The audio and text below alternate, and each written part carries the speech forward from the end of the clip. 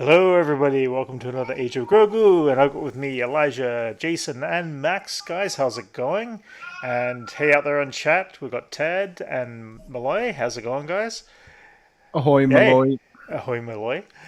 What you been up to, guys? What's been going on this past week? Why we got a cat video? Is that Gigi? No, No. he's just That's just bumping. that's just what I think of when I hear that music for Oh, right. them. That's what happens in my The head. the This is the the guy o- the man. opening tunes that yeah. You know, I'm sure. What have StreamYard done some updated ones yet? I don't know if they have. Have they? I haven't checked. I should check and see. So what's everyone been up to this past week? What's been going on, guys? What? Not much. It's been slow for me. Slow? Max, anything interesting? Any new comics? Anything cool? Oh, actually, yeah, I think it's something cool. Oh I yeah. found this on the shelf. I have Circle number 2 signed by Mattson Tomlin. He was the co-writer of the Batman. I Okay. read the first issue a while back, but I picked the Right. second one because they're like $10 a piece, which is kind of pricey for Out a of your book budget, this Ryan. thin. Yeah. I mean, it's just a little pricey for a book this thin. Sure. For sure. But Especially when it's a you get good graphic read. novels for $10. Yeah, exactly. So I Right. wait till I see them on sale, and I grab them. I saw this one signed, and it was on sale, so I was like, "Oh yeah, I'll finally read number 2." There's like Cool. months between each issue. Number 3 hasn't even been solicited yet. It's Right. coming eventually, but it's a That's cool cool. story. But yeah, long Uh-huh. wait between the books. So, Cool Yeah. story. Cool story, Nice. bro. Just kidding. well, the story You is cool. It's about a guy who his wife gets killed, so he hunts down the murderer. But for Okay. some reason, anytime he kills anyone, including the murderer, he gets thrust through time to a different time period, and the Okay. art keeps changing I that's see. different time periods. And That's yeah, cool. it's a really cool concept. It's like Wow. a sex That's criminals different. type of thing where, like, you read that book, right? Like they freeze Yeah, in time. Edward They Baker. freeze time when they, That's cool. Nice. Nice, dude. Jason, what you been up to? What you been watching? Anything interesting in you? Finished the rehearsal and Mr. Okay. and Mrs. Smith, Okay. How are those? both really good. Cool. I enjoy them. What Max do you was think of that doing rehearsal rehearsal. finale? Dude, man, I wasn't expecting this kid to get attached to him. It got so like almost It like gets too tragic. real. Yeah, dude, rehearsals. Oh man, it's like the genius of Nathan for you, and like they really, I don't know, man. He's pushing it to like the highest art form of whatever it is he does. But like, yeah, I recommend it. I recommend both of those shows. They're both really good. Cool. I also watched The Marvels. Same. So, Huh. finally, what are your thoughts, Jason? It's so short. I feel like how much of this ended up on the cutting room floor? Like there's whole Too ass short. characters who they introduce, and you think there's going to be more to them, Right.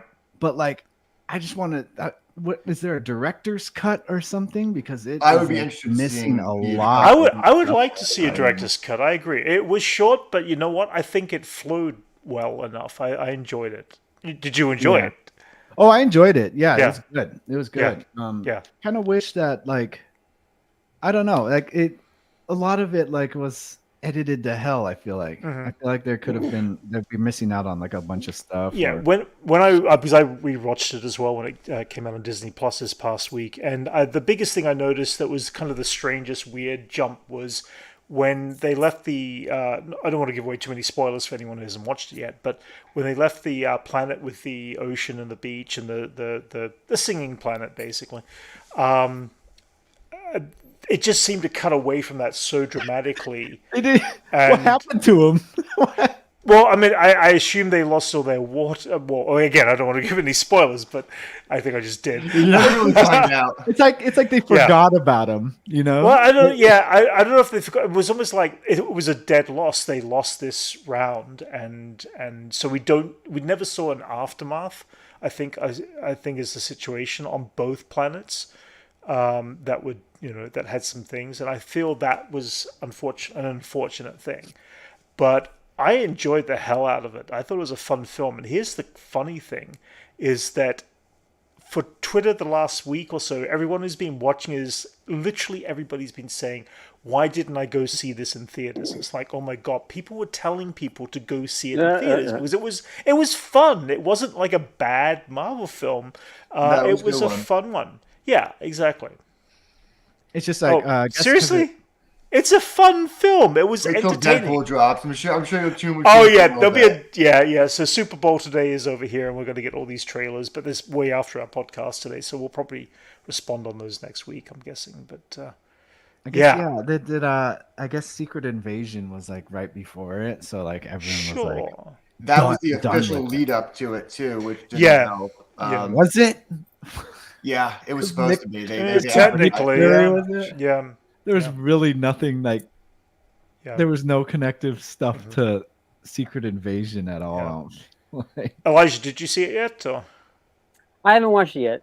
Really? I was about to, and then I got distracted. And I didn't. Fair enough. And we won't say too much more because I think I've said a few things. It's fine. Like it seems like a lighthearted thing. Like I wouldn't mind if something was spoiled in the conversation. Yeah, but it is definitely lighthearted. It doesn't have any greater consequence, I don't think, of the overall MCU. It's a single standalone film in its own little. I think there might be some consequence. I mean, some of the stuff Carol did with the Kree that it kind of showed as like a one-off thing. I'm like, that's kind of a big deal. Okay, fair enough. I mean, again, it's Carol like being pretty brutal throughout the film. And they definitely acknowledge that she has a past of being a little bit more of a warrior than some of the other Marvel characters, and she's done some horrific things that she may or may not. Yeah, okay. Fair enough. It kind of helped me cope with like what the hell Carol has been doing this whole time, you know? Yeah.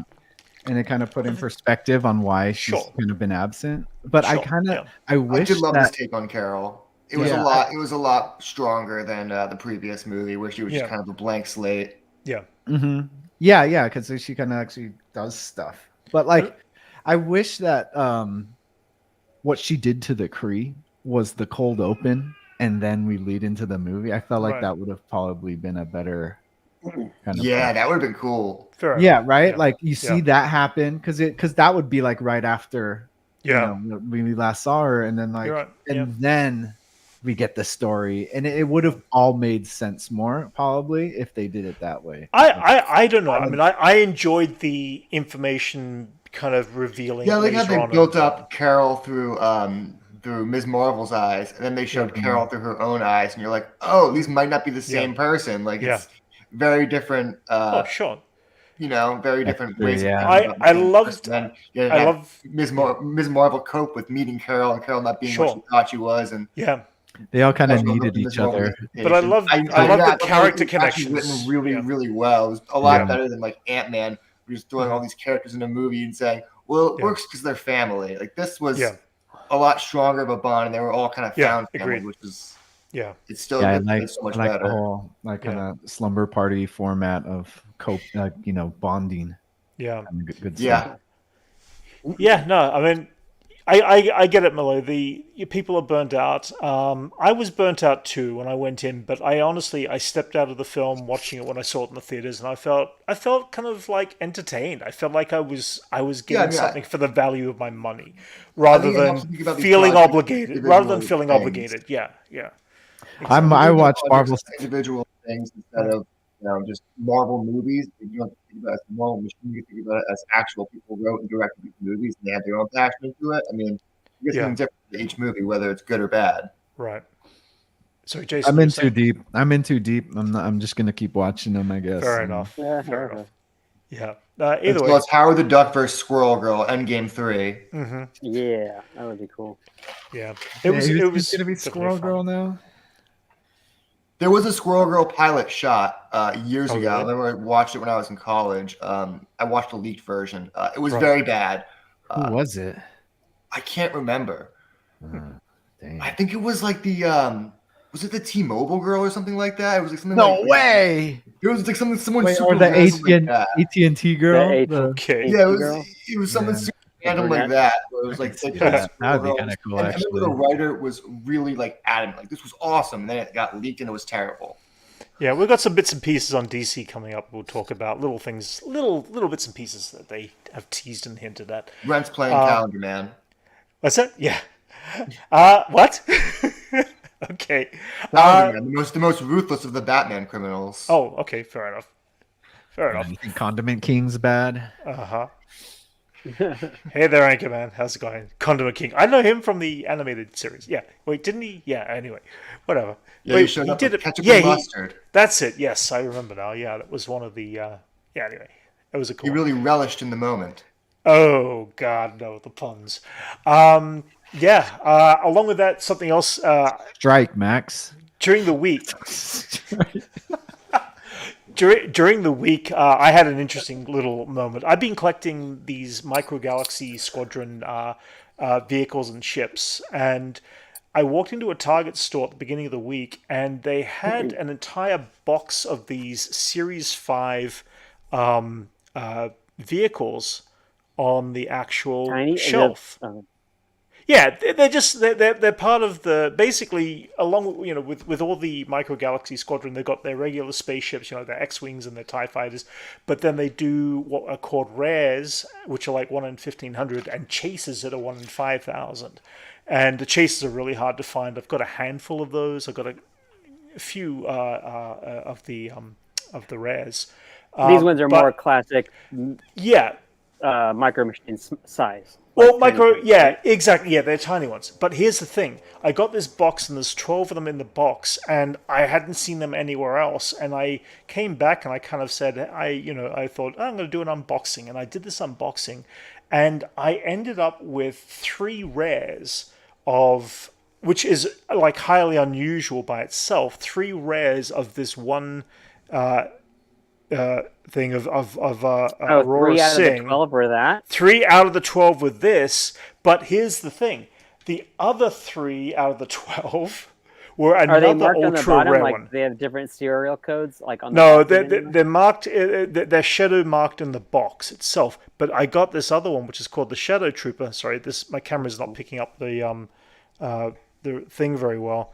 But like the detail, like this little logo is like really tiny, like it's really small and printed out. But the thing is, I ended up with 3 of those too. I ended up with a total of 6 rare vehicles, 3 of one, 3 of the other, and the remaining 6 were like just the regular ones. And people were on top of that, this hasn't been supposed to be released yet. They haven't been. They're not supposed to be released. Usually, you're lucky to find maybe 1 rare in every second box. You got perhaps. that special pack, and I don't know how it's not supposed to exist yet. It's not supposed to exist, and it ended up on a Target shelf somehow, just randomly. So I did an unboxing video, and it's like literally within 2 days, I've had like 1,200 views, and several additional people have jumped hey, there you go. You finally got subscribed to the channel. It's like, I know. You became whatever. You got your giant viewings because of. So we've had big ones, but yeah, they're blind packages. They're blind packages, blind box ones. Yeah, so you get lucky. And I haven't been picking up many of them, and over the course of their 4 series that they've released so far.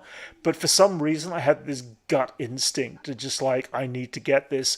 And the thing is, like, they're nowhere. No one's. I literally could be the only person in America who's found them on the shelf somewhere, and I found them at one of the local Targets. With that, they can't send one random box to Target. That would be they are scheduled to come out about like 2 months from now. They're not like right now. So it's a really weird thing. But they've got some cool ones coming out. Yeah. So which Target was this? It's one in it's around. I don't want to disclose it because I don't want to kind of like suddenly lose out on something. In the blow up. Southern California. You don't want them to fly over here and go to that one Target just so they could have the. Well, I mean, I honestly, I went back today and there was nothing in any of the stores. Oh yeah, nothing was on the shelves. You were there creeping. Yeah. You're like, I'm gonna go back. That's why you couldn't. Well, yeah, I mean, come on. You're like tossing and turning. Maybe there's another box. Maybe there's another box. Here's the thing. Out of all of the set of that series, I'm missing just one, which is like, I guess the Chaser one, I'm guessing is the Chaser. I don't know exactly. The one that, I mean, the biker, speeder bike, Black Ops Shadow Trooper, I guess he is, from, I'm guessing, one of the comics or one of the games. That particular one is like, it's not listed on the box. as specific. So I think it might be a chaser, but it could be a rare. I don't know exactly. They don't actually mark exactly, which one is which with these. Probably won't know until they release. Yeah, well, that's the thing. They haven't, and in fact, all the actual official networks through Jazzwares and all that haven't got these three as the actual release. They've actually got a silhouette of some. I know Aurora Singh is on it from the silhouette, but the other silhouettes are totally different.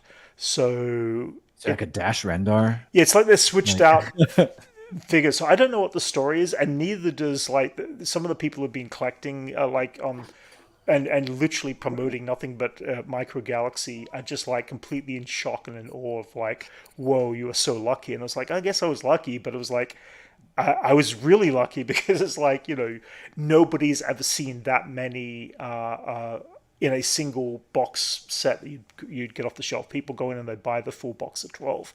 And usually they're lucky to find one of the rare ones. I got 6 in a single setting. It was just holy shit, that was crazy. So anyway, enough about that.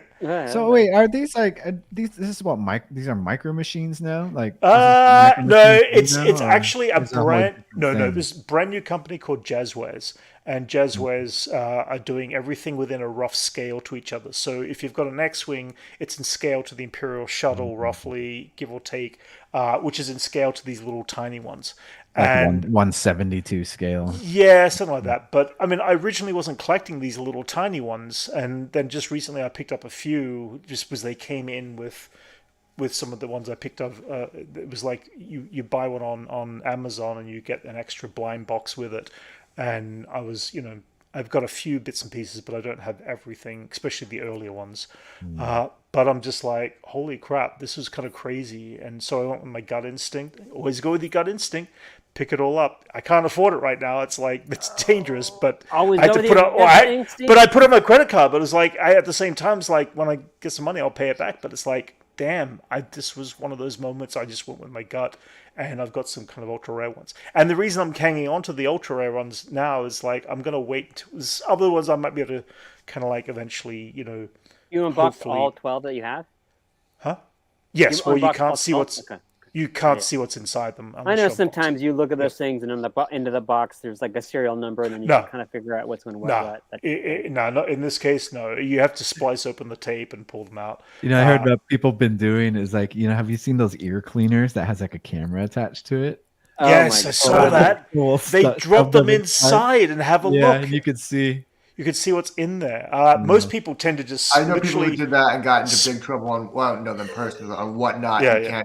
Any blind box has to actually be blind. And people were doing that. And people get their fingernail and splice down it and open them up in the stores. And if they don't have something they would want, they put them back and they'd already be. It's like the Lego ones. People would feel the make out with your fingers. Which one's the astronaut? Does this guy have a backpack? Does this guy have a hat? Trying to figure out which one you want. I'm just testing with my fingers here. What is it? Hey Siri. Super Bowl. I'm not a Super Bowl person, but you guys got plans for Super Bowl today at all? No, I'm going to watch till I found out it was on Paramount. Oh, what's that, Max? Sorry. I was gonna watch till I found out it was on Paramount. I don't have Paramount, so I was paying for it. Is that what's on? I'm going to Lewis's. He's having a pizza party. Oh, okay, cool. Oh, nice. Cool. But, Go Niners. Yeah, I have no idea. I'm Superb Owl. I don't know what's playing, but anyway, me and sports illiterate. Guys. Bay Area. So let's rep the Bay. Sure. So let's jump in with kind of little movie and TV trivia bits and pieces that have gone on the last week. Trivia? Not trivia. We found out apparently Carl Weathers passed away from basically I can't pronounce it. Basically a heart disease of sorts is apparently what happened, but he passed away in his sleep from it. So. But it reacted as a heart attack kind of thing. So it was like a build-up of gunk on his heart or whatever. So it was just a sudden that's kind of sad. Just thought mention it out there, so we know what that is now. I was watching the show Percy Jackson. They've just been renewed for season 2. Again, it's okay, you know. It was decent. I mean, it was too short. Oh, you did watch? I feel like 8 episodes was way too short for that whole... I never read the books, so I don't know really, you know, how much it followed the story from the books and the novels and... You just didn't. It followed the plot kind of closely, but they skipped some stuff. Some stuff was changed. You didn't really get the full emotion between the characters because everything was so episoded out instead of getting this little moment you get in a book with them talk to each other. And I didn't get. I agree. The character connection for me was not amazing in it, but you know, that's what they kind of. They forgot these characters to talk to each other and grow with each other instead of just being at odds for every episode until they get the emotion. No, I agree. That was it. It seemed somewhat an emotionless performance in some cases too, I thought. I guess it appealed to the demographic.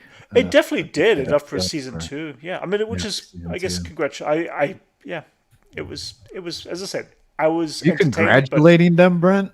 No, I'm just saying I was entertained, but not crazily entertained. Not in the grand scheme. Nice man. Yeah. Don't know if you saw this. Game of Thrones has got a spin-off, Aegon's Conquest. I think it is. Aegon's Conquest. Can we just not do any more Targaryen stuff for a while? It's like that's what people are saying. The opposite of what Lucasfilm does with Jedi, where we just want to see Jedi, and they're like, no, we only show you Targaryens. Yeah. Well, we just lacked so much Targaryen in the last. Obviously, we only had like one Targaryen in the last series, so I think that's what people are interested in, though.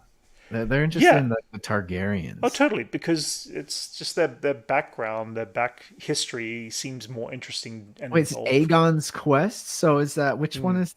I don't know. Is it 1,000 years? Is it 500 years in the past? It doesn't matter. He was the one that formed the Iron Throne and did all that stuff, and they keep going over his story in House of the Dragon. They keep recapping what he did because it's so important to the world and the universe. Yeah, we don't need to see it now because they hammered it up. They hammered us over the head with the 2 different shows. Fair enough. Either way, that seems to be their next spin-off series that they're going to be working on. What happened to Jon Snow's Wildling show?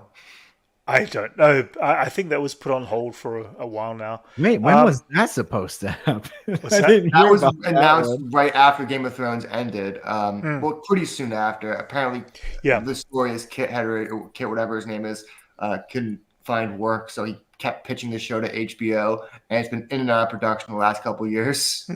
Yeah. It's like a fanfic. Literally, that's what it sounds like. It's like, what if we just kept on telling Jon Snow's story? Like, we should remember those seasons when I was out there, like north of the wall? Why don't we do that again? But where everything's solved. Egret's twin sister. Yeah, and then we could get Rose Leslie back in. There you go. Let's do that. His wife. The other thing that dropped was now we're still in trouble with Warner Brothers is reportedly putting it back on the shelf again. I know they keep on putting putting it back on the shelf again. Yeah, Warner Brothers were trying to sell it, and then people they weren't getting exactly what they wanted. Then they upped the price. It's like nothing worked out for Wile E. Coyote, not even his movie. What did you hear, Max? Reportedly, they weren't trying to sell it. People were offering them money for it. Oh, is that what it was? They were saying no because David Zaslav wants to use it as a tax write-off. For sure, yeah. But apparently, a senator or congressman is fighting back on them, saying that it should be illegal for him to keep making movies as tax write-offs. Absolutely, it's basically fraud. I mean, it's like that's what the senator going in and burning down your house and saying it, using it as a tax write-off. You don't just get to say, well, I don't personally like this movie, so I'm going to use it as free money instead of what it was made to do. Yeah. And apparently, there's still the person in charge still hasn't actually watched it. They had David Zaslav still hasn't watched it. Doesn't make any sense. Just that photo. I want to see it. Yeah, I mean, Will Forte as a lawyer, like it looks like he's defending him. Like that looks amazing. It's the only official snapshot we've got. It is kind of funny. Yeah, it is kind of funny because nothing works out for Wile E. Coyote. Even his movie is getting thrown back back in his face, and he can't. Hey, Enzo. Enzo's growing. Hello, Enzo. You want to see Wile E. Coyote? Yep. Do you know who that is? He's waiting for the blue. He's waiting for the bluey. Yeah, that won't be happening so much. But anyway, anyway, I saw that that dropped like a day, like yesterday kind of thing. Yeah, I know he's growing, right? It's crazy how much he's growing. That kid was born with a lot of hair, I swear. Yeah. Anyway, look at the baby. I want to hold the baby. Yes. Other news this week: Grammy Awards, guys. John Williams won another Grammy Award. I think he's like the oldest composer to ever win anything. I think he's the oldest person to win a Grammy. Yeah, which is cool. Oh yeah. Along with that, Ludwig Göransson's soundtrack came for Oppenheimer. He won for best soundtrack on that. What about all the other musicians and singers? I don't know. I'm just dealing with movie stuff. But then Jedi Survivor won the best soundtrack for the game too. So I don't know. I don't follow musicians. Wait, what did Taylor Swift get? Who else won? Who else won? Yeah, who else won? Actually, I don't know. I know Wet Leg got. Then why did you bring it up? Because if you're going to be going over. No, please. I'm kidding. No. I do know a few people that forget it. Jason got the reference. Miley Cyrus won. Oh, really? Yeah. For what? I don't know. Okay. What's that one? Flowers song? I myself flowers. Yeah. Actually, that was the one thing I did see. I didn't pull up the song Sunflower song for Spider-Man Across the Spider-Verse has won the what do they call it? You know what? I can't remember what it was exactly, but it was something diamond. Most played. No, it went diamond. It had it went double. I thought it was double diamond. Platinum. I thought it was double diamond. I mean, that came out years ago. Yeah. That was yeah. I remember. I mean, that. To be it's actually a decent song. Dang, yeah, diamond. What goes diamond? That's like most songs don't these days. It's an oversaturation of music. I mean, that's a crazy double platinum. I'm not too sure, but it was. I think they said double diamond. I could be wrong on that, but it was like crazy. Oversaturation. There's still things that get really popular, though, right? Yeah. I mean, sometimes songs get popular, but it's usually off of TikTok. I mean, it's very rare for songs to actually get diamond these days, just because of how oversaturated the music market is, and everyone has their own options and their own choices. Right. Gotcha. It's not as controlled as it used to be when it was just radio play. Right. That's a bad thing. Yeah. Either way, it's like it was kind of cool that it's still been recognized too, which is cool. Did you also see that James Gunn said and announced that they're going to be doing a table reading next week? Oh, nice! Look at that. You get to see everyone. Yeah, you get to see everybody side by side, more or less. Nathan Fillion revealed that. So, which he's I really want to know. Oh, that Jimmy Olsen, really? Yeah. Yeah. Oh, nice. Yeah. Oh, that's such good casting for Jimmy. That kid went to the school that I worked at. He was a student there when I was. He didn't go to that school, Brent. He went to Milken Community High School. Everyone went to that damn school. I know, crazy, huh? Yeah, I saw the kid once or twice when he was there, but I know he was never in the theater department where I built the sets and stuff like that. But he's at Uncut Gems. Oh wait, not Uncut Gems. Righteous Gemstones. No, Righteous Gemstones. Yeah, I did the same thing. Gideon. He's the one. I always see memes of him where like, oh, all the moms love this kid when he's the server. Like he's that type of kid who'd be serving a table. Oh, really? And all the moms would love it. All the middle-aged women would be crazy over this kid. Anyway, that's some good casting. Oh look, Darwin has another chance. We put it back up. Yeah, he's Mr. Terrific. Yeah, nice. Supposed to revive this time. NoHo Hank. Yeah. Yeah, no, Metamorpho that's good casting. But it seems this coming week they're going to be doing a table reading in Atlanta. So I'm guessing they're going to be shooting in Atlanta at this point. So makes sense. Studio setup. I love seeing great casting. God, I really want to know how some of these characters factor into the movie, where it's going to be. It seems like there's going to be some semblance of a JLA already formed. If there's Green Lantern, Hawkgirl, like it seems like he's got to be jumping into like the world of like all those heroes are already there. So I would think that something. Well, like that I think it's going to be very golden agey, where the JLA is going to have their own thing on the side. It's going to be, their own thing. They're going to invite Superman into the fold. Well, he may or may not say yes. He might say no. He might say yes at the time. When they formed JLA, they're all doing their thing, right? So. The Golden Age, yeah. The JLA was before the Justice League. They're already they're already kind of just doing their thing. They just decided to get together. So. Where do those characters exist in the Superman Legacy arc in the comics then, Max? So this is going to get really confusing. In the comics, technically, those characters existed in the 40s. Okay. Then it was retrograded to a different Earth that took place in the 40s. Right. But the idea is, before the Justice League existed, there was an older group of heroes, people that like trained Batman, like Wildcat were on it. Wesley Dodds, the Sandman, was there. The original Green Lantern. The precursors to the Justice League all had their own group, the Justice League, or the JLA, the JSA. I'm sorry, Justice Society of America. Yeah. And basically, I don't want to guess the year, actually. Eventually, they invited some of the heavier hitters, like Superman and Batman, into the group, to which they were occasional members of. But they were never the core members of the JSA. Yeah. But the idea is they became before Superman. They were the old guard characters, like Hawkman, Hawkgirl. So this old guard might be the story. Might be the turning of the tables of going from the old guard to the new Justice League. I think it's going to be a little bit of that, a little bit of these characters who thought they were like the best super team. Like Mr. Terrific, like thinks he is the smartest man on Earth, but not the strongest. He's not the fastest. The changing of the guard. Yeah, that's the word I was looking for. Yeah, which would be kind of cool. I think that's a great way to introduce these characters fresh by showing us what it used to be and where it's about to go into the new, legacy. That could be kind of fun if it does go that direction, of course. But that's cool. Also, they dropped an image from the Penguin series.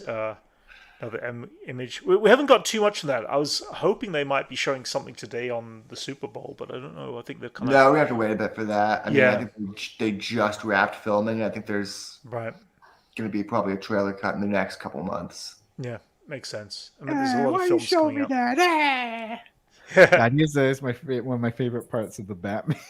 Yeah. How good is Colin Farrell as the Penguin, though? He is amazing in that role. He was great. Yeah. I got you. Everything about it is so good. You like Flash? There were parts that worked, but more didn't work for me than did work. But that's just me personally. That's the nicest thing you could possibly say about that movie, Brent. Yeah, I mean, there was things that did work. There were scenes and moments that worked, but there was a lot of stuff that just didn't work for me. It's like, which is, Yeah, you know what? It's not horrible all the way through. No, it's definitely. Yeah. Like you pick little moments in that movie out. They I could have done without the CGI babies at the beginning of the. God, that was really bad. And it's like those disrespectful time jump wheel things. Yeah, so bad. Yeah. What about the tasteless cameos? Yeah, totally. What about Michael Keaton's Batman being the weirdest version of Batman you'd ever think of? It's just like it's almost like the Frank Miller Batman when he wrote Batman as just some insane guy. Yeah. In Batman, not Eternal, whatever. Also Batman and Robin. Yeah. Where he's just some insane guy. He's not even Batman. He's just some insane guy in a bat suit. Yeah. He's making spaghetti. Yeah. How about Jamie Lannister's cameo, huh? No one ever talks about that. Wait, he had the cameo in it? Yeah, he's eating a pizza. Oh, really? I never caught that. I never caught who it was. He's a background extra in it's hard to spot him when he's wearing normal clothes. Okay, all right, fair enough. Now it's like I have a golden hand. Fair enough. We've got a few more snapshots from Daredevil over the past week. I hate these suits without logos. It looks so silly. Uh-huh.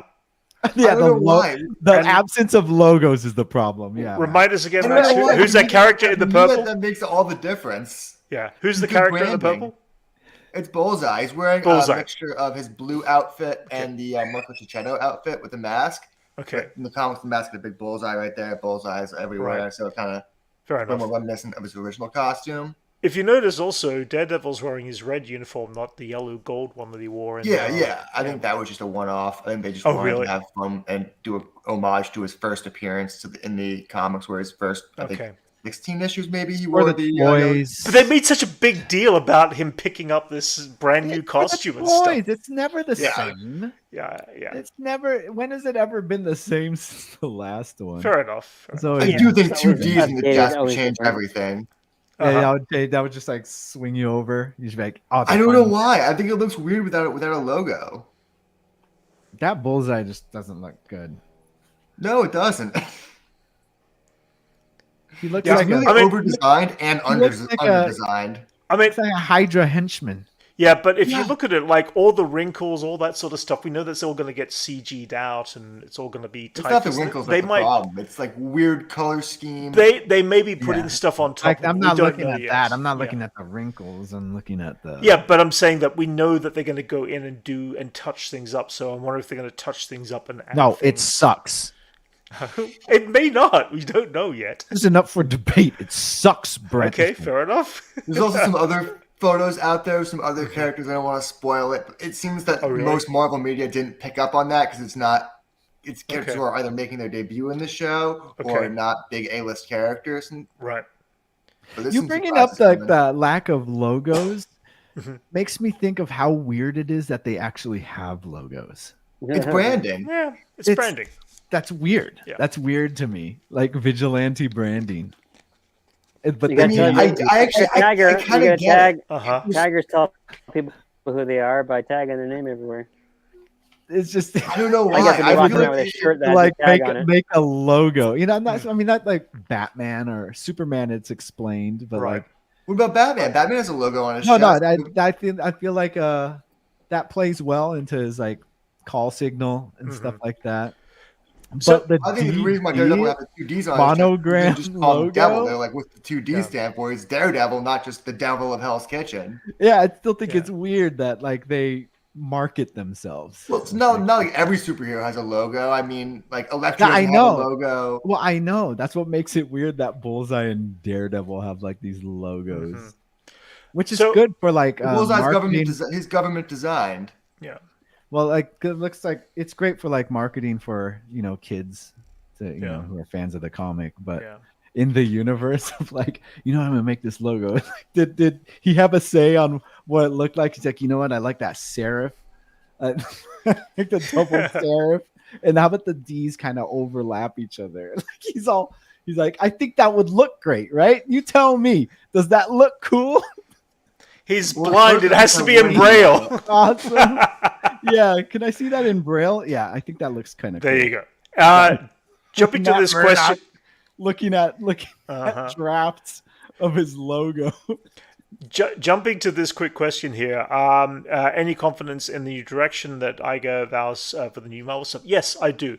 Because that's what he does the best. Even though you could criticize him about how he runs the company, how he pays people, everything like that, he still is a very, very structured marketing. He understands the artistic picture that needs to be presented. He understands that it is the fan base that is the ones that need to be pleased enough, and it won't be like Bob Chapek, who was only penny pinching everything that the creators could not do anything. So yes, I do believe that Bob Iger will be doing a Zaslav approach. Yeah. Zaslav's approach is burn it down. Zaslav really is a burn it down kind of guy. Right? I mean, no, he's not. He only sees numbers and although numbers are important, it's more important to make sure that you bring back your audience and. That's what I'm about to go through next. Don't you think that he keeps talking about tent poles is what Bob Iger's whole thing is? Right. Don't you think that they kind of need new tent poles. They can't just keep using the same. They can't just keep propping up Doctor Strange because that's not going to work again. They can't. Sure. No, I agree. Advertise Sam Wilson as the same way they did Steve Rogers. He has to be something more and something different rather than just being reductionist. But that's up to the creative elements that bring it to the table, and that's up to someone like an Iger or other producers to sit down and go, "This works. This doesn't." What worries me about that statement, though, is when he talks about tent poles, what he really means is he's getting rid of projects like Nova. He's getting rid of projects that are like people, any kind of C-list, D-lister that people don't know about. He's kind of cutting off of production. But are some of those characters interesting on their own? I think some of those characters might be more interesting if they're melded in the background of new films. That I think some of these characters should carry their own projects. I've been saying for a while. Eventually. But with the focus on, it's not. I think it's almost too late to do it. Really? Huh? Yeah, Nova's like any character has a good chance of being really good if it's done really well. Yeah, sure. Yeah, yeah, all these absolutely. Excellent stories that have great philosophies to choose from. And I think the part of the problem is like you can't just base a character off of how good a movie is based on how popular the character is right now. Because Doctor Strange, after Doctor Strange 2, Doctor Strange 3 might not be the biggest movie. Right. Yeah, no, I do agree with that. Some newer characters to try and build them up so they can have new tentpoles rather than the same reductionist ones. Yeah. Yeah, what is Iger's approach anyways? I don't even... We don't know yet. He already said focus on old tent poles to try and reestablish the Marvel brand. Yeah. And to me, that sounds like more Ant-Man, more Doctor Strange. No, for me, it sounds like bringing back Iron Man. Yeah, it's a lot of that approach. I don't think they'll do that. I don't think Robert Downey Jr. That's what they want. Like if you're going to talk to the guys, no, it's what they need. But Robert Downey Jr. I think has got enough common sense to say no if he's offered to come back. No, I know, but like you think the Bob Igers and guys like that would rather that they do. Hey, just bring back Iron Man somehow. Yeah, but eventually those characters will get stale if you do that too. You also part of the creative element is knowing that those characters will get stale if you keep falling back to them, even though they're reliable. No, they use them. I'm not about bringing them back at all. Right. But I'm just saying for these guys, if all they see is the money, that they would totally rather come back to a Marvel that had like Captain America and Iron Man. They'll do whatever it takes to get back to that. Yeah. Because they're not happy with the money they're making with the current situation. So when I hear them sticking to tent poles, that's what I see. Them just going back and doing like the first phases where they were making billions of dollars. Right. Well, speaking of billions of dollars, we're going to be getting a trailer later today, and I'm sure it's going to do well. And this poster came out this week, which I like. Coming soon. Coming soon, yes, exactly. I don't know if that's an official poster. I saw there was a controversy this week where someone else made that logo and posted it on Twitter, and then it ended up on Kevin Feige's hat.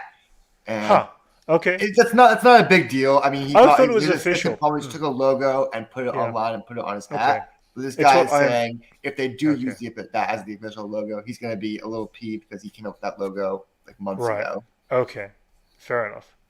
Maybe they won't. Maybe they will. Maybe they will sometimes buy something off somebody if they see something they like. I mean, it didn't seem like they bought it off of him. He was pretty surprised when he saw that logo on Kevin Feige's hat. Oh, really? That's funny. Yeah. Oh, interesting. Crazy. I didn't know that. I wonder what the rights are for that type of stuff. I mean, I think if it's a single hat, the guy didn't seem to have a problem with it. He more seemed to have a problem if they used it in actual promotion. It's promotional material. If you see that Disneyland for sale, you're like, okay. Well, he had a good point. Like, his assistant probably saw the logo online, printed it on a hat for Kevin Feige, knowing he loves that stuff. I mean, it doesn't mean it's official merchandise. His hats are usually one-offs rather than fair enough. Like crew hats. Yeah, I know. But like, if you were to see that at Disneyland, that's when he'd. Yes, that's when the line would be drawn. Fantastic Four news. Apparently, director Matt Shackman posted it and deleted his Instagram 2 minutes later. Yes, and he deleted it, saying that. I watched all this happen. I literally. You did? I followed Matt Shackman on Instagram for a while. Right. And he only had less than 5K followers, so he didn't have a crazy following. Yeah. He posted that on his story, just being like, "Yeah, this is cool." Like, because SAG confirmed it because Marvel wouldn't. So he reposted it, and then he got 10,000 followers another 10,000 followers immediately. And he was like, maybe I shouldn't have posted this. And then he just deleted his whole Instagram. But it seems to officially, more or less, confirm that Pedro Pascal is definitely going to be... SAG actually had to confirm it this week because Marvel's been playing it too close to their chest. Yeah. I don't know why SAG had to confirm I don't know. that. I also don't know why, like, it's been there for a couple of months now. It's like, just come out and say, this is the cast. I don't see, officially say it. And it makes... Yeah, is that the only confirmed... That's the only really closest to official confirm you could possibly get that I've seen. Well, no, I mean, but Screen Actors as you Guild said, literally confirmed it. Matt Shackman retweeted it. Yeah. No, you're right. He is a bit of a company man, isn't he? But he's getting a lot of work. Guy that really likes playing all these. But people like him. Yeah. He likes playing all these kind of studio legacy roles and stuff, not just legacy roles, but IP roles. Yeah. And stuff that, all the actors want those. I mean, it's just, you get that back end money from any character. That could be a toy or on a T-shirt or anything like that. I'm still trying to see him as Reed Richards. I don't see him as Reed. I feel like he's a little too old for this. He's too old. He's the wrong shape. Yeah. I mean, there's so much going on with it. Yeah, I've said that. He's the wrong shape. He's not like the right shape.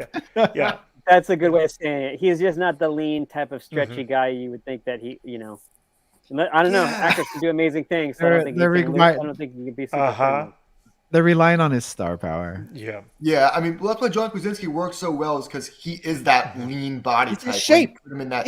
He's that shape. He's that shape, and you're like, I believe it. You don't want to see a big buff guy as Reed. You don't want to see Reed with a belly. He's just that one kind of slim, lanky kind of dude. That's kind of his vibe. And it really is. That's how I've always seen him as in the comics and cartoons and everything. Yeah, it plays a part in the Fantastic Four's look to have him be that lean guy, Johnny be that normal build. Thing is huge. Reed Sue is kind of petite. I mean, it's a little bit of that. We'll get that old school kind of I forget what that word is for it, but that that vibe of having that team look a certain way. They're iconic. That's why, like in the first, the first one, you have Michael Chiklis as Ben Grimm. He's shaped like him. Well, yeah. Like I guess what's rumored is cousin from The Bear. That's Ben Grimm and Vanessa Kirby. Interesting. Vanessa Kirby as Sue Storm, which she's the shape. That is like the ultimate anime version of Sue Storm. Right. You know what I mean? Like if you had Sue Storm in an anime, it looked like Vanessa Kirby. Right. Yeah, she does look like an anime. Yeah. So it looks like Thunderbolts is going to get delayed to the 2025, is what Bob Iger is now saying this past week. Again, it makes sense. To start filming? Take your time. Yeah, that's it. They did start filming, right, Max? Or have you heard? No, they haven't. I think there was like some start and stops with production, and then some cast left, and some new cast was brought in. So that hasn't officially begun. Okay, so that makes sense though. That 2025. Don't try to push it through this year. Is my opinion. Yeah, no rush, man. Yeah. What makes me laugh though is Marvel keeps doing these comic book tie-ins for they'll plan it like years in advance. They thought Thunderbolts was going to come out 2024, so they have a Thunderbolts comic out right now. While the movie's being delayed. That's funny. And their tie-ins just aren't really they're always so far off now because of how much delays happen in Hollywood right now. Yeah, it makes sense. Yeah. Other quick things here, guys. Alien Romulus is going to be in theaters now August 16th this year, which is kind of again. That's the movie, but there is a series as well. But the series still sounds like it's 2025. Is Romulus the continuity of Covenant?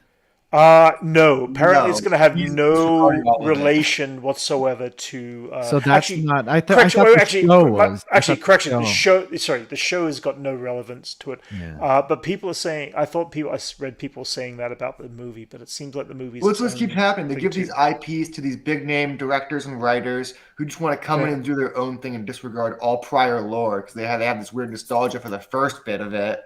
Right. It's like I don't think it's like healthy. giving it to Ridley Scott. Yeah, what does he have to do with Alien? I know, but still. Anyway, I just want to touch on that. Doing this one? We've got to. No, I don't think so. No. Yeah. They're giving Ridley Scott Alien. What the hell? Who was directing? I forgot who was directing that one. Also, guys, Disney this week dropped like a slate for everything coming out in the next couple of years. Wow. So First Omen, is that the horror movie? Yeah, 20th Century Fox. Yeah, that's coming up this year. They've got another one, I guess. Kingdom of the Planet of the Apes. Inside Out 2, of course, is a big one. On Deadpool, looks like it's got a 7/26 of this year. Anything with Fox said The Lion King is going to be horrible. I think it's going to be terrible too. I agree. Well, I don't. It's weird that they're putting it. It's going to be live action, right? Yeah. Moana 2 is coming out, which is apparently the first 3 episodes of the series that they did that actually is now being merged into a feature film. So that sucks. Yeah, I know. It's kind of like it's weird, but apparently they believe they had more of they had less confidence in it as a series and more confidence as parts of those story arcs being a feature film. So that's where that's all coming from. Next year we've got Captain America, Brave New World, a couple of untitled Disney films. Fantastic Four is next year. Those untitled Disney Moana's stuff in is it by so mistake. Mysterious, dude. Thunderbolts isn't next year. Yeah. Avatar 3 is next year. What's that? I don't know. Elio? I don't. Blade is still on the schedule. Blade is another one that I think Iger might. No. See, Blade keeps on popping up a lot recently in the last couple of weeks. I think they are moving forward with something, but they don't keep have a writer under wraps. Or maybe they do have a writer and it's under wraps, but maybe it might be under wraps, and I'll explain why. I think there's a couple of things we might be getting from Marvel that are kind of top secret and under wraps. But then we've also got 2026, and they've got they've got 2 Star Wars movies coming out in 2026. One in the summer and one in December. Marvel. I'm going to guess the December one is Rey, and actually no, I'm hearing that the summer one is Rey and the December one might be the Mandalorian. I can't remember which one is which. But we've got there's a One of those untitled Marvel has to be Young Avengers. I will there's no way they don't do it in the next 3 years. Anyway, I mean, we'll see how they stick to that. But I mean, again, it's like I don't think Bob Iger would actually present that because this was all from a what's it called meeting shareholders meeting. Shareholders meeting. So that was all information that came out last week. But we got the first look, as I said, from Moana 2, which is from the episodes. Disney. Oh, here it is. The release dates are May 22nd, 2026 for the Rey movie, and December 18th, 26 for the Mandalorian and Grogu, as they're calling it. Christmas times. Yep. But these are all the other ones we've got coming out too: Inside Out 2, Moana 2, Zootopia 2, Toy Story 5. I don't know why, but okay. At last, Zootopia. Yes, yeah. I know you're a big one on that one. You did? Fantastic. Yeah, you said that before. You said you loved it. Yeah, Fantastic. Brent, I told you not to tell you when I'm a furry. Oh, okay, fair enough. Fair enough. I'm joking. Anyway, there's stuff coming out. I mean, hopefully we'll start seeing trailers for those pretty soon. Too many Toy Stories. What the hell, man? I know. That's the tentpole. That's the tentpole they're talking about, huh? Yeah, no, I know. Yeah, way too many. Disney they should have ended at 3 on the Toy Story, in my opinion. In my head, they did. Yeah, because number 4 I was not happy with. I didn't watch any of that. You like it when it got super dark and they all started hugging each other, thinking they were about to. God, I was in tears. That was like, no, they're not going to end it this way. I remember watched that scene thinking, like, this is just Disney putting in their ultimate play of, look how sad this is. This is going to make everyone cry, and then take it away, and it's all happy again to make everyone see the end of the moment. But you just made everyone pissed off. No, I wasn't pissed off at that moment. No, that was great. I thought it was great. They were hugging each other. That made me so mad. Only you, Max. You're like, how dare you play with my feelings, Disney? I don't like how movie could do that. But they got me back at the very end when Andy passes his toys to the next generation of child. It broke my heart. I thought it was so beautiful. I love that moment. You guys want to hear my pet theory? Sure. For Toy Story 3? 3? So toys were also alive. No, they don't run into any other toys in the junkyard. Right. And we learned that what's his name? What's the next door neighbor kid? Sid. Sid. Yeah. Sid works for the garbage company, and he's one of the only people in the world who knows that toys exist. Toys are alive. And so he goes out of the way to rescue all toys from the trash, and so that way they don't run into any toys in the dump. I don't call this torture rescue. That's pretty. Huh? Yeah, it was pretty much torture. No, I mean, wait, no. You guys know what I'm saying, though.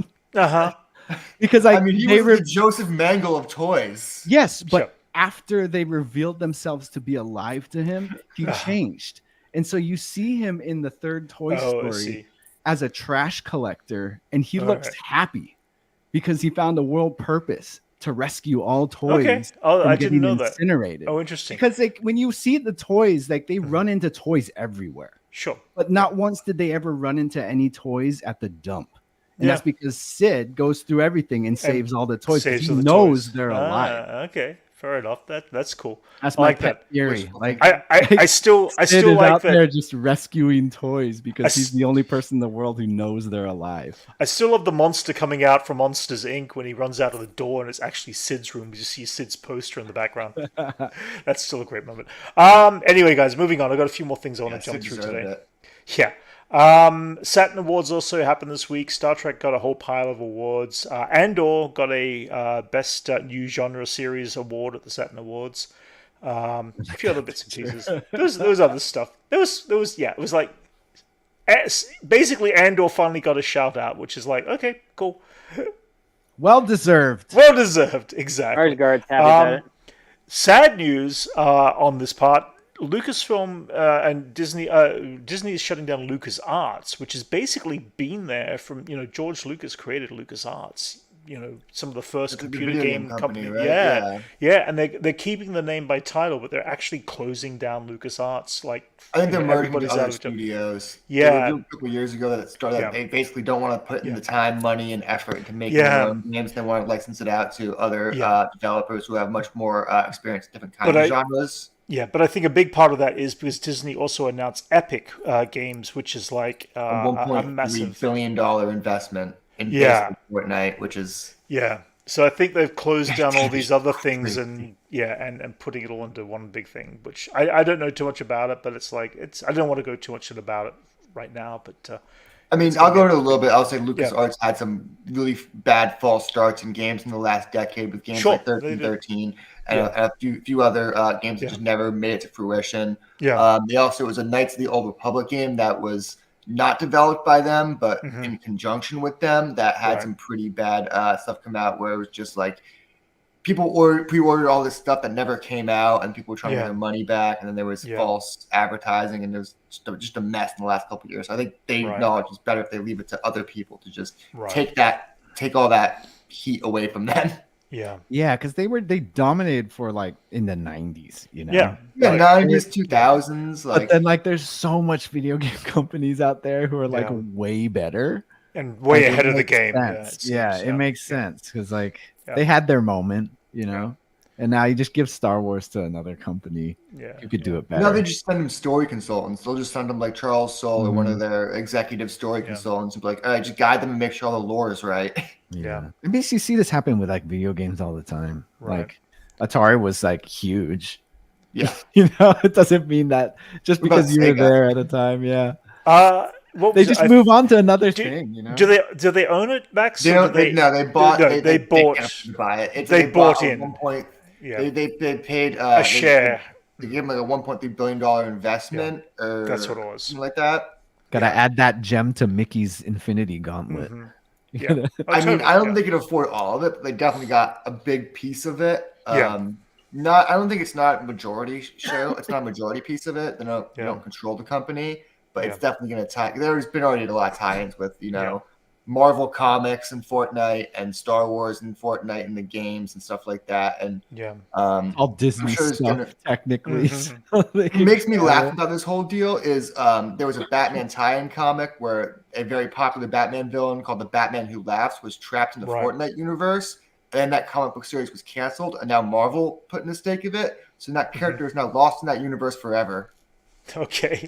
That's funny. Let's jump into some Star Wars news, guys. There's lots of little bits and pieces that popped up this week. Andor Season 2 officially wrapped this past week. So Diego Luna kind of posted that was the last day of shooting. So, yeah, I doubt that show is going to end up coming up this year. I think it's going to be 2025 slate for sure. But yeah, I know that we're all pretty excited still to see it and see what happens. Some more than others, but I want to see. I know where it goes. Swim. Huh? What's that? I want to see if what's his name learned to swim. Andy Serkis. Yeah, that's a curious one. I'm reading rumors that he didn't quite survive that and that he's playing something else, but I don't know. Yeah, there was rumors he's coming back for season 2, right? Isn't he like announced? There's rumor he was on set for season 2, but not as that character, is what I read. He's also an incredible mocap and voice actor. Oh, totally, yeah. If he's an alien or something like that, let him be an alien. Let him perform. Let him be a monkey again. That was great. I love when he played monkeys. Yeah, totally. Acolyte. Okay, that we already passed that kind of thing. Okay, so yeah, another thing that happened this past week. Our deputy gal of Gina Carano basically is going to be trying to sue Disney for discrimination. She's getting Elon Musk to help pay her legal bills. Who's promised to support anybody who Disney have kind of discriminated upon. But that's kind of been leading to a whole pile of like memes online, like Chapter 17, Kara's funeral, or whatever happened to Cara Dune, Mandalorian mystery, which I thought was a funny one. Then you've also got this one I saw this morning. Disney has returned potential employees against me. You've done that yourself.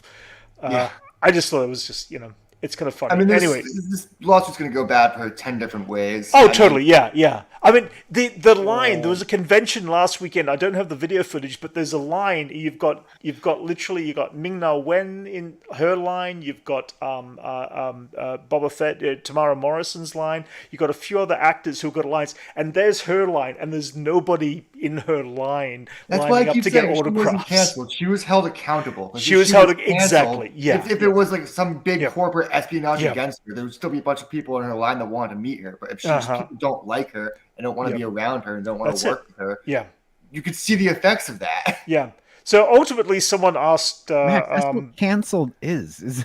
No. Canceled means like deplatformed from a corporate level. They blacklisted her. They said you can't do this, you can't do that. She's still at the convention. She's not. The convention, if she was canceled, the convention would say you can't be here. They just haven't written the character in her likeness of any sort into future stories, and it's like basically just so regretting. I know. Apparently, it's all paperwork. Was it worth it, Cara?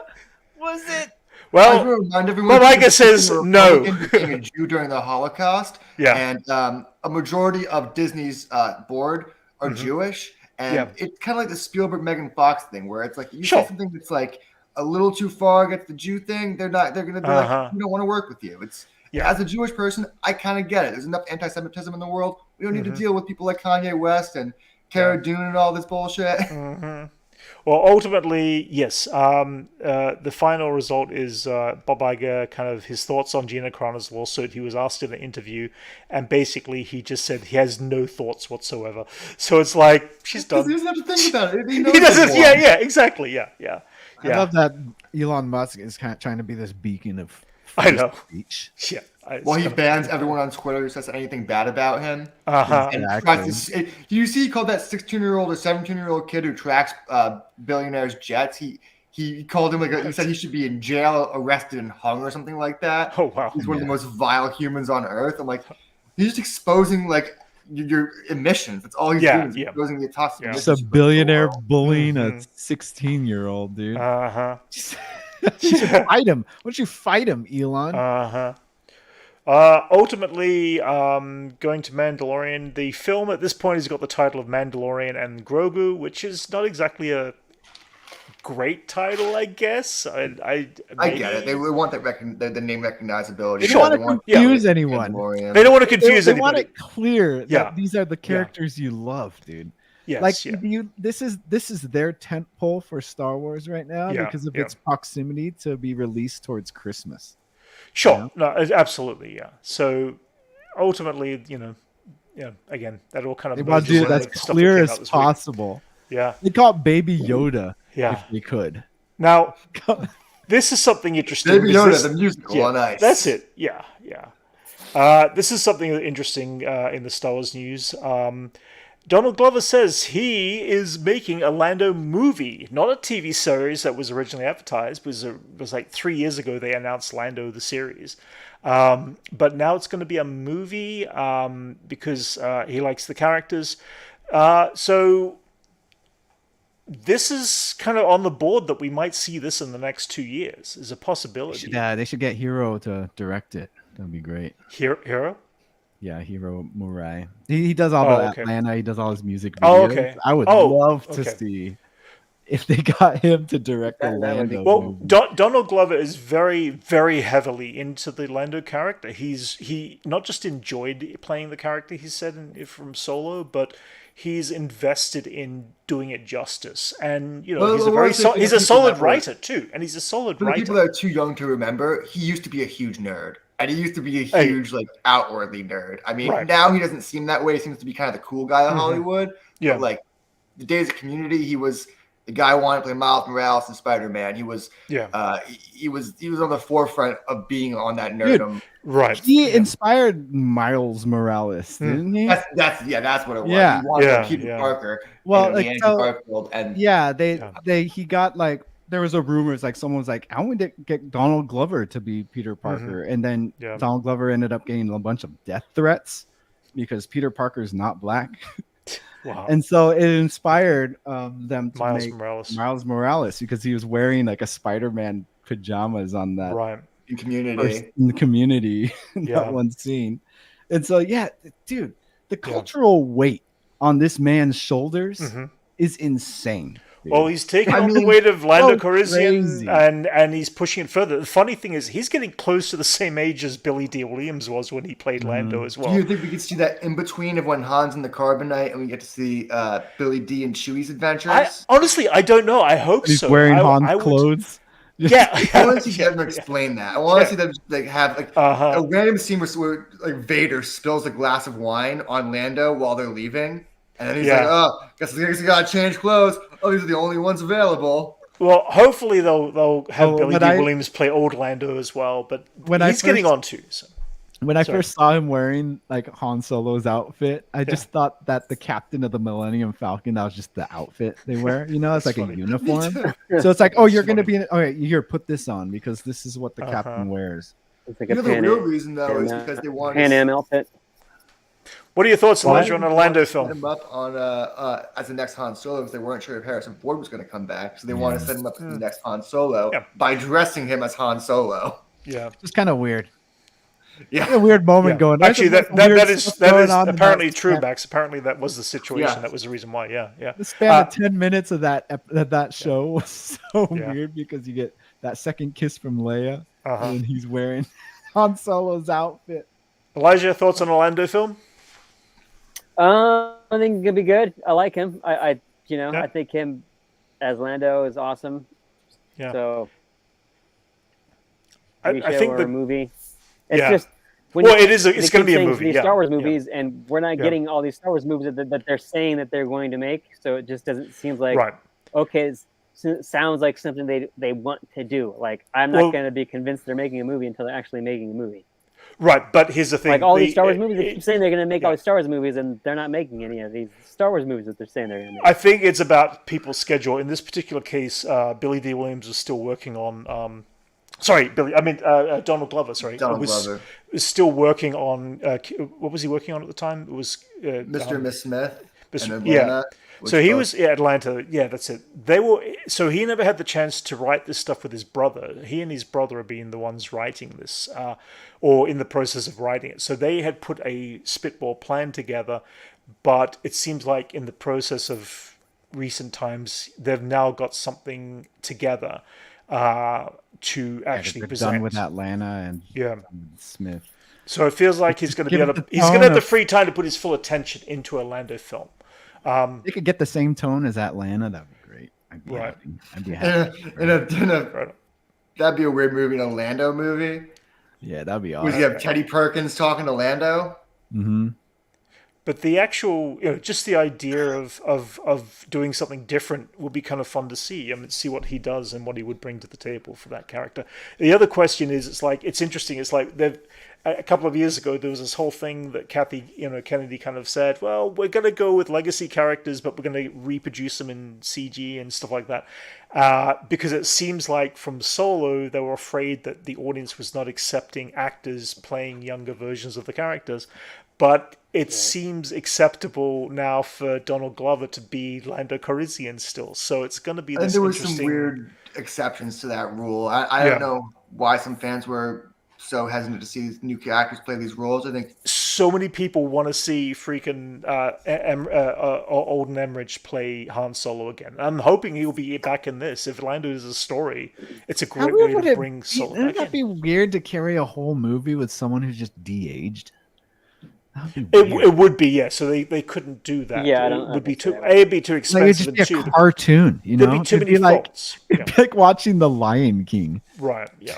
Although I mean, anything with Luke Skywalker. Yes. Although Harrison Ford on Dial of Destiny was the closest to the best. And still wasn't great. That was like 20 minutes of a fake. Yeah, it wasn't perfect, but like if But it's getting better. But it's getting better. It's getting. This is where I'm going with it. Yeah, it's all getting better. But like to do a whole movie of like that, your main character doing that, nah. No, I agree. I'd rather see a younger actor play that. So this week, another Star Wars thing happened where Empire Magazine dropped this on Twitter. Hello there, and then a day later everyone's speculating for like a day what's going on. Are they doing a new Kenobi series or movie? Are they doing something, are they going to show us scenes and photos from the Acolyte? It is the 25th anniversary of the Star Wars prequels, which we said earlier this year that it's the 25th anniversary of the Phantom Menace. So they're dropping all these photos, bits and pieces, little photo shoot stuff, which is kind of cool, I'm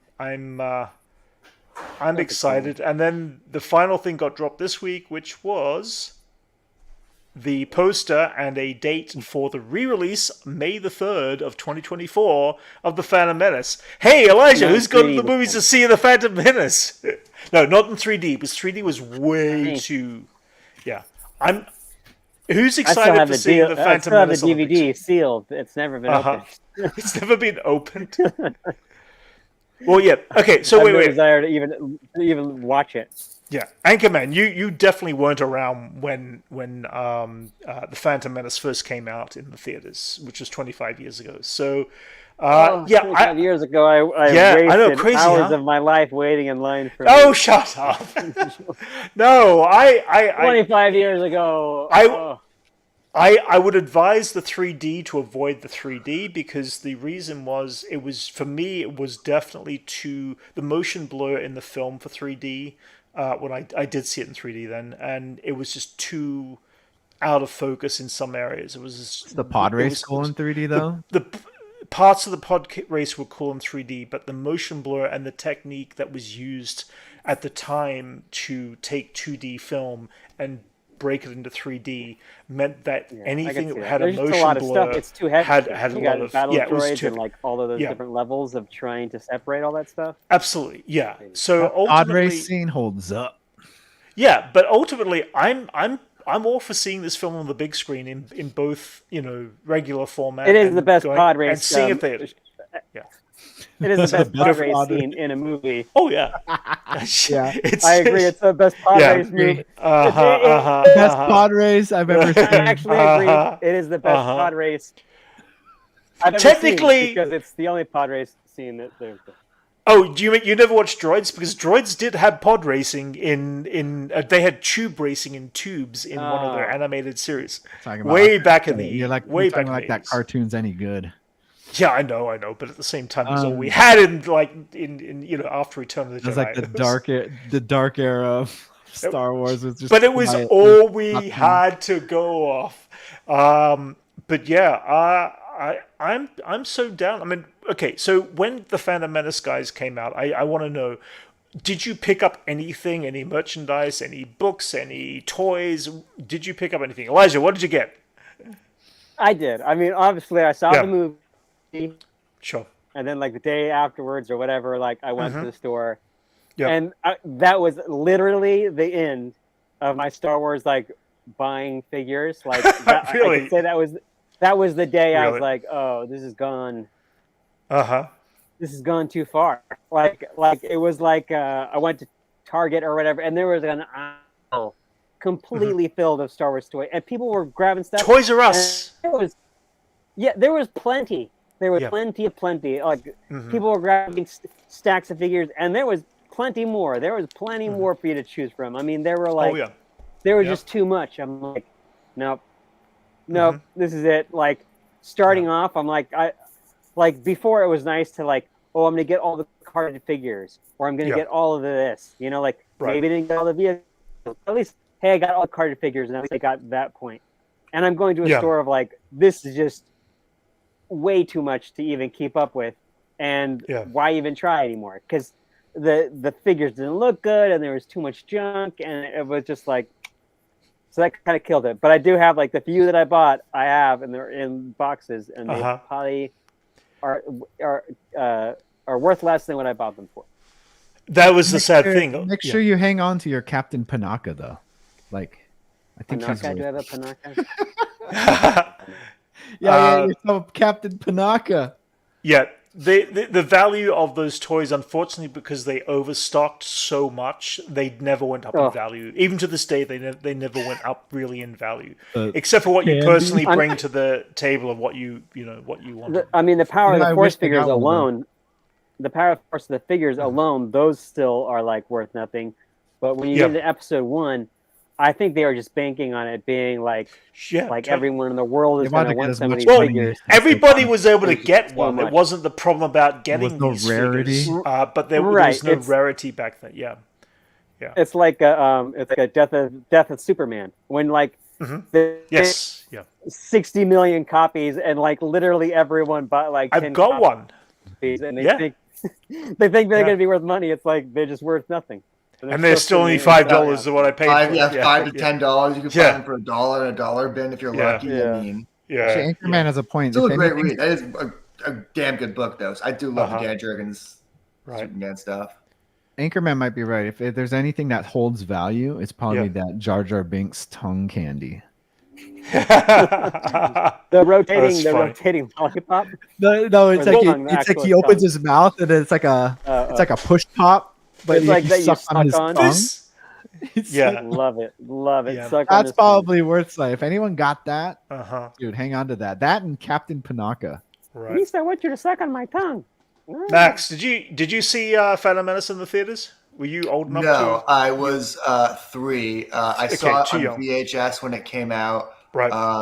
My uncle brought over his VHS, and about halfway through, not even halfway through, when Jar Jar showed up, my uncle left. He was a lifelong Star Wars fan. I watched Star Wars die in his eyes, and I was very confused. I was like 3 years old. I'm like, what? But you loved it as a kid, right? I'm sure. I loved it. I mean, that was the sequel trilogy was my movies as a kid. Like that was.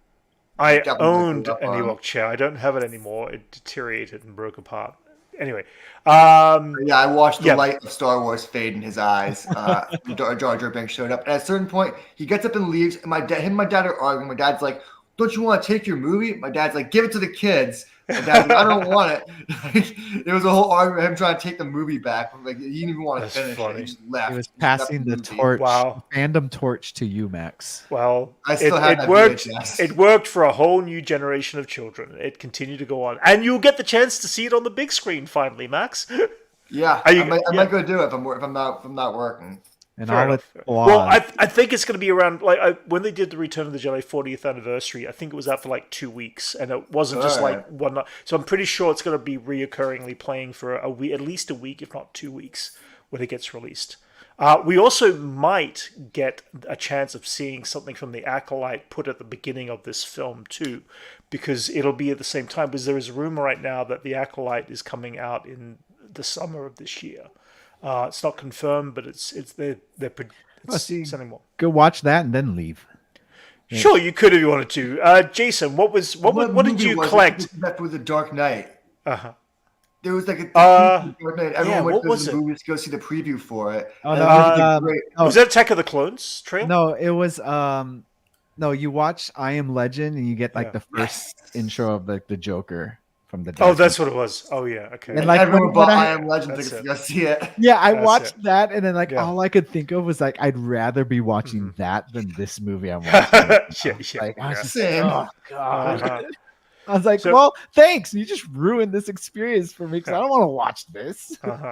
Well, Jason, what did you collect just quickly from... Did you collect anything from the Phantom Menace when you were younger? No, I was too busy playing Tekken 3. Fair enough. Nothing, no interest whatsoever in I got a Darth Maul figure. Uh-huh. Like, he's the coolest thing to come out of that. Like, sure. Like my favorite thing out of that, like that's the reason we watched it was like the Darth Maul fight. Totally. Oh yeah. But you know that around that era of Star Wars, that was like it for you. Yeah. No, that was the thing that they got you with. Like, oh, you could watch this Star Wars. Like, why? Yeah. Because Darth Maul has an awesome fight in it, and then when the Attack of the Clones Double came lightsaber. out, when Attack of the Clones came out, they're like, go watch it. Why? Because Yoda fights in it. You know, that was like the main thing that they were pushing for Attack of the Clones. The only thing they had it going for it, you know? But my parents double lightsaber. I told my parents, I said, Yoda is fighting in this movie. My dad says, I have to see that. We couldn't believe it. Yeah, that's I mean, we did get the scene with all of the Jedi fighting the battle droids, but we want to see all Jedi fighting all Sith at some point, don't we? I think we want to see a mass group of Sith fighting a mass group of Jedi. The coolest lightsaber fights we've seen in recent history all take place in video games. Sure. So, like you see it there, and if you could do any better than those, like go for it. Well, I'm all up for it. The best recent live action one might be that Rey and Kylo fight in the last one they did. That was great. I don't love the movie, but that fight was really good. The choreography in the newer movies is way better than. You gotta step it up. It's like it's one of those things where it's like action keeps getting better in movies. Look at John Wick, keeps getting better, more realistic. You got to bring that to Star Wars. Yeah, but Star Wars has always been like a top of their game for action. Yeah, because that fight with the Duel of Fates. Yeah.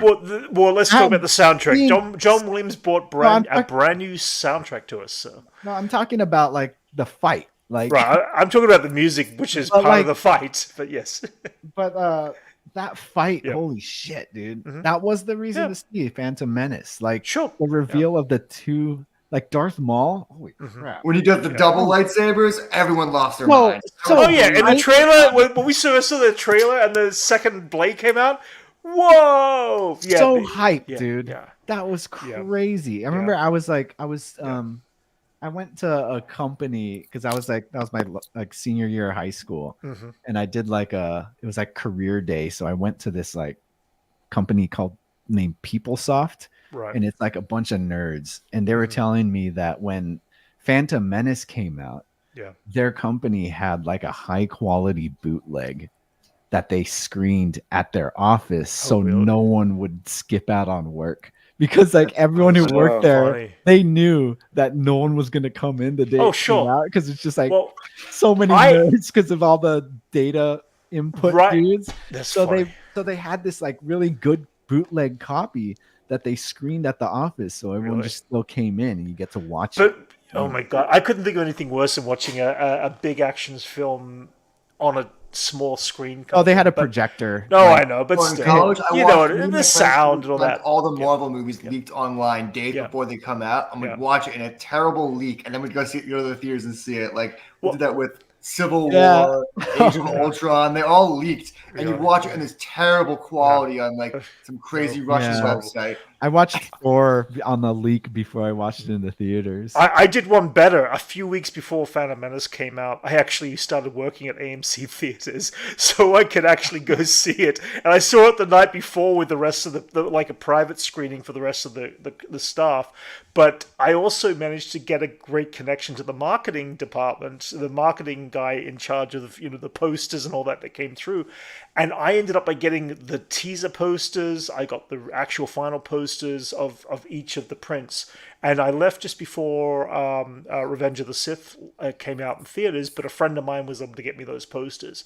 But over that course, you got a job at AMC only for movie posters. I went there just for movie posters of that era, and I got everything. You're going for this but job here's the thing: secretly just to get movie posters. But just so the audience doesn't know this, probably who's sitting out there listening, but they only ever released 5 of each poster.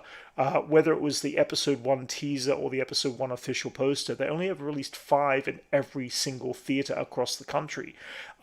They wouldn't hand out any more because they knew these would be a hot commodity item, and people would actually, burn the place down just trying to get posters, kind of thing. So I was lucky to get, 1 of 5 posters on every single one of them in the end. So, yeah, and congratulations, Brent. That's awesome.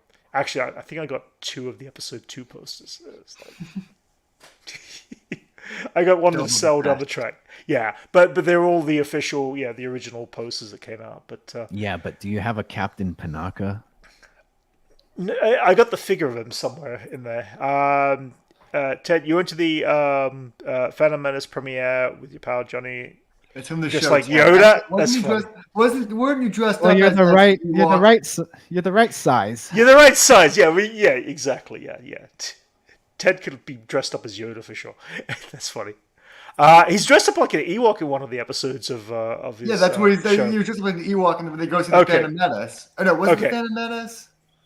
Yeah, it had to have been, right? Possibly. It could have been. Probably. Wait. If it's Mark Wahlberg's age, it could have been Return of the Jedi. Might have been. I'm not too sure what time period. I remember what year the show took place. I've seen a couple of excerpts and snips now from the series. It actually is pretty funny. There's some funny moments in it. I don't know the overall context. I'm saying if he's like if his character is Mark Wahlberg at present day, then it's probably Return of the Jedi. Probably, yeah. That makes sense. Yeah. I mean, basically, that's all the news. You tell us, Ted. Jeez. Here we are, like, trying to figure out your timeline. You tell us. Yeah, I'm not sure what year that was based in. But anyway, we've gone on long enough here, nearly an hour and a half. So, yeah, guys, that's news for this week. This coming week, actually next week, next Sunday, it will be our 99th episode, which is kind of ironic because Clone Force 99, the Bad Batch, will be popping up the following week on Disney Plus, and then along with Avatar: The Last Airbender will be 2 weeks from now, kind of thing. So we're gonna sit at 100 before the end of the month. We'll be the week actually the following unless we skip a week. Yeah, well, the following week, I'm going to be working on a commercial, so I'm not going to be available that weekend. But we'll do the 100. We definitely have to get together for the 100th episode, and I don't know what we'll do exactly. Maybe we'll talk about Last Airbender, I'm sure, but that's a few weeks, 2-3 weeks down the track, kind of thing. 2 weeks.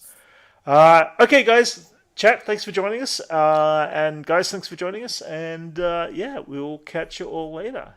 Pick another target, military.